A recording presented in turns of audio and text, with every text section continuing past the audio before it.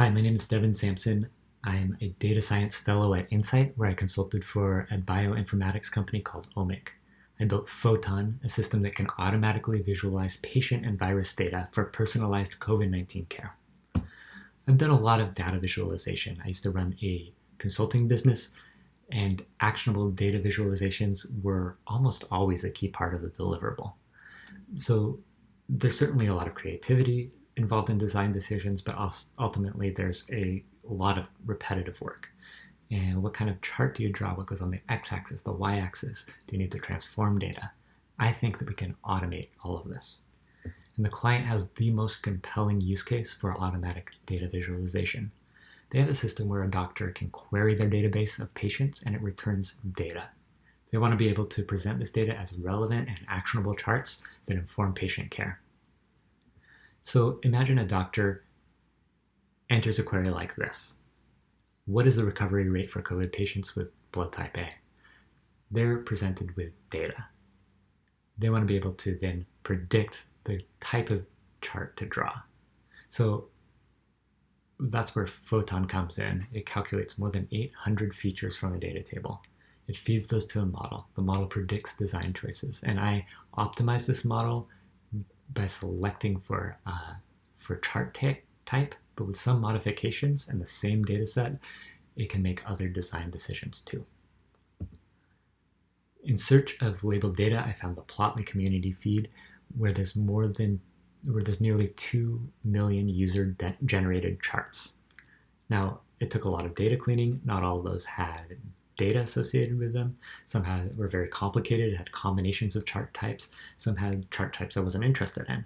And there were also many similar charts generated from the same data set, presenting this fuzzy duplicate problem. But after a lot of data cleaning, I had about 110,000 unique pairs of datas and charts. Now, feature extraction to me is actually the most interesting part of this model. So the question at hand is how to describe a data set in a way that a model can use it, those descriptions to predict design decisions. My instinct was to mimic the way that a human analyst would explore data and get an intuitive approach of what was there. And I found a really interesting precedent called VisML from MIT Media Lab, and I borrowed their approach. So imagine a tabular data set. I can calculate some summary statistics about each column. I can calculate pairwise statistics that compare columns, because after all, comparing columns is what most visualizations are all about. I can then calculate and aggregate those features into table-level features that describe the dataset as a whole. Now, with 109,000 charts, 834 features for each chart, I was ready to train a model. I balanced the data to make sure there's representation of the less common chart types. I tuned and trained a random forest model. I evaluated that model on a holdout data set, and then did some further evaluation on the client's production data. So the client's current model could predict with about 40% accuracy which of 6 types of charts to draw. And it's worth noting that that's much better than random. But in practice, it meant that most data just was presented as tables of data.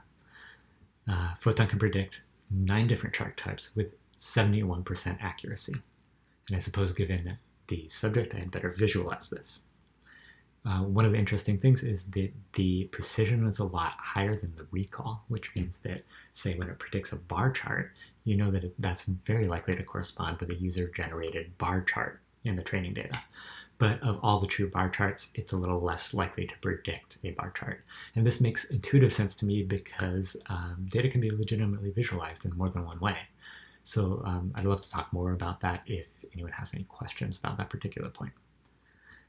So here's where it fits into the client's pipeline. A physician enters a query, it returns data. That's where Photon takes over to extract features and predict design decisions.